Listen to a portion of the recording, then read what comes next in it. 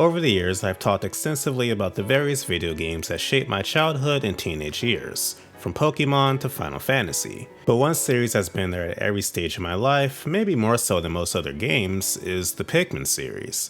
After a decade, Pikmin 4 is finally almost upon us, and with that, I've been replaying the original 3 games in preparation for it. And it got me thinking, it was finally time to make a video talking about why the series means so much to me, and to answer the question I frequently see from those that have never touched the series and are curious from the outside looking in, of what's the appeal of Pikmin and why us fans of the series are so passionate about it.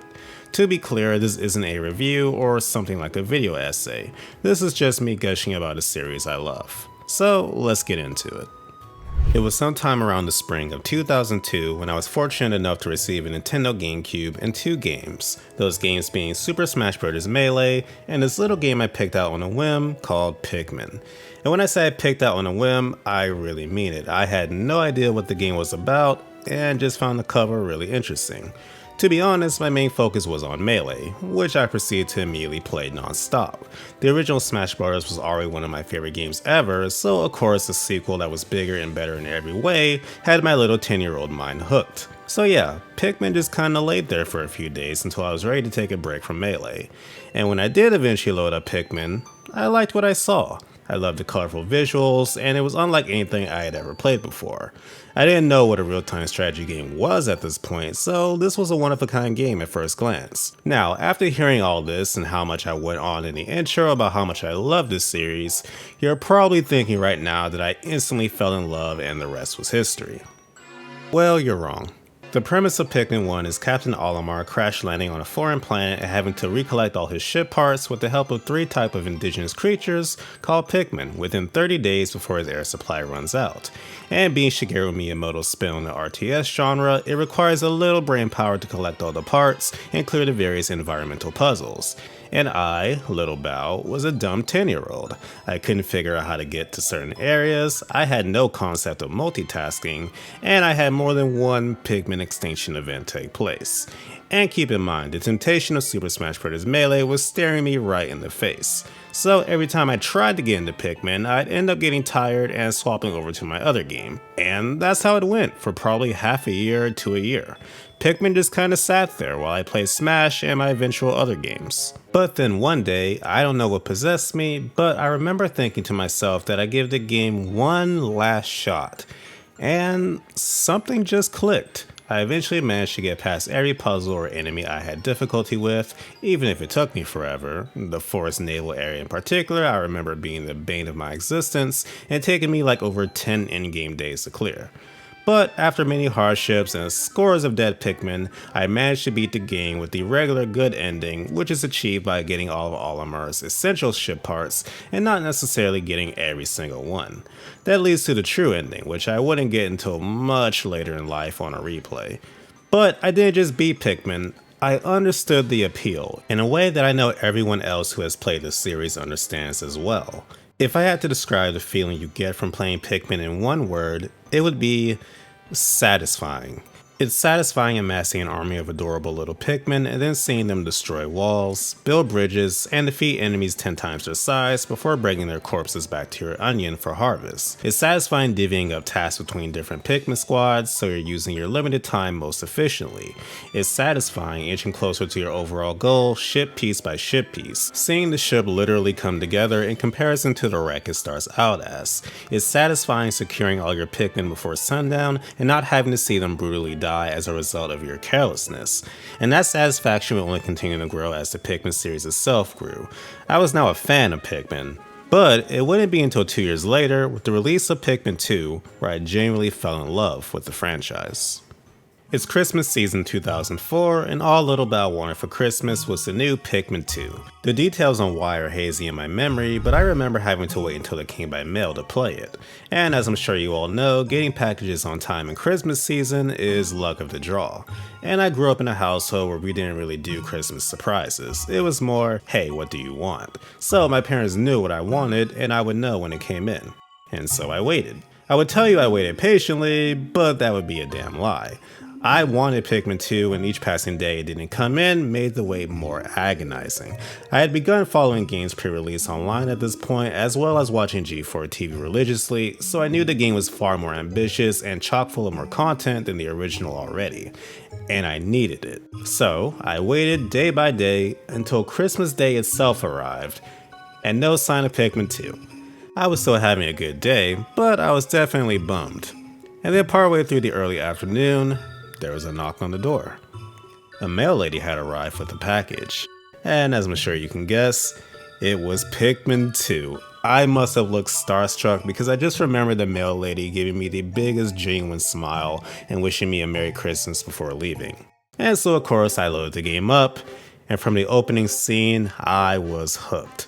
Oliver was back on a new adventure to collect treasure to get out of debt, and this time he was joined by a second captain, Louie, that you could swap to further divvy up tasks and tackle objectives from two perspectives. The 30-day limit of the first game was gone, so you could take as much time as you needed to complete tasks, a fact I love since I've always hated the pressure of time limits in games. There were now underground dungeons full of treasures, enemies, and other dangers. And speaking of the treasures, they replaced the ship parts in the first game, and they're all items from our own world, like a Game & Watch, bottle caps, or batteries.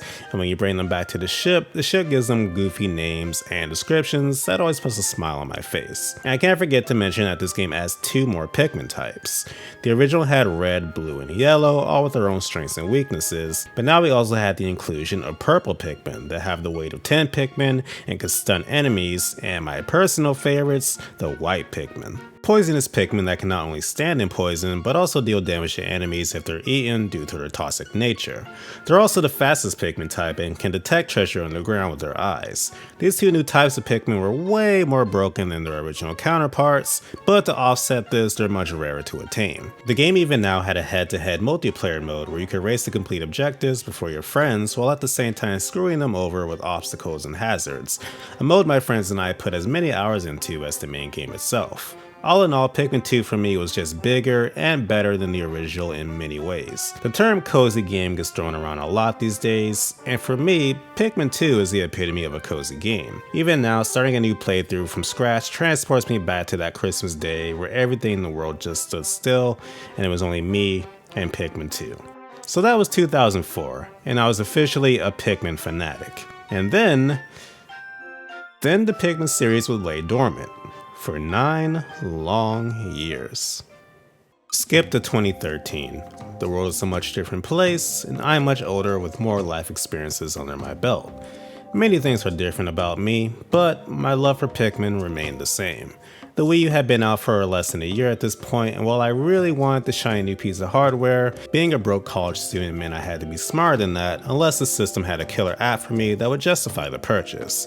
And of course, Pikmin fit the bill perfectly, so I scrounged up all the pennies I had and bought a Wii U, with Monster Hunter 3 Ultimate and Pikmin 3 to play on it. And much to my relief, that Pikmin magic was still there. At a time I really needed it, realizing in hindsight, let's just say life was not good for me in 2013, and I didn't know how much I needed something that could take me back to happier times, if only momentarily. Pikmin 3 is a big departure from the previous 2 titles in various ways. Olimar has been replaced as the main character with 3 new captains. This time around you're collecting fruit to harvest the juice to stay alive, and bosses are bigger and more strategic than ever.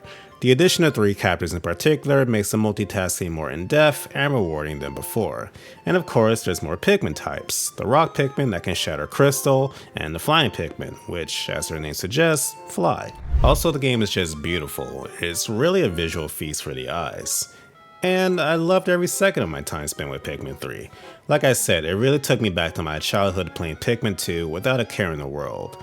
The charm is still there in spades, the new captains all have their own quirks, the Pikmin are as weird and adorable as ever, and exploring the beautiful world from 3 different perspectives gives that level of satisfaction every Pikmin fan knows so well.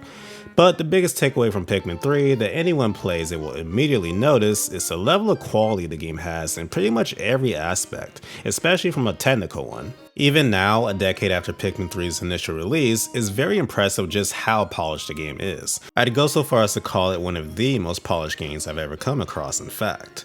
Sadly though, my time spent with Pikmin 3 was a short one, since it's a pretty short game. And for the first time since starting the series, when I hit that ending scene and credits, I felt really sad.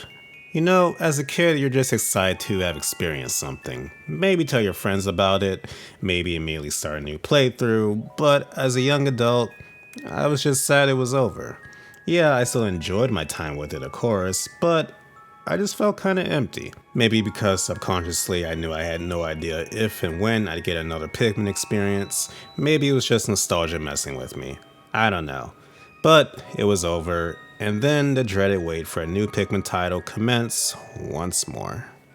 And now we fast forward to 2023, where the release of Pikmin 4 is upon us. In an almost poetic twist of fate, this time the game is releasing a day before my birthday. I'll be 31 years old, and the changes, both major and minor, I've gone through in every conceivable facet of my life since the release of Pikmin 3 would be too much to list in one video. But I'm grateful to have lived to see yet another release in this franchise I love so much. Will I love this one too? Probably. Will it have an effect on me in a way that I won't notice until later? I don't know. Regardless, I'm excited for it all the same and can't wait to dive into the Pikmin universe one more time.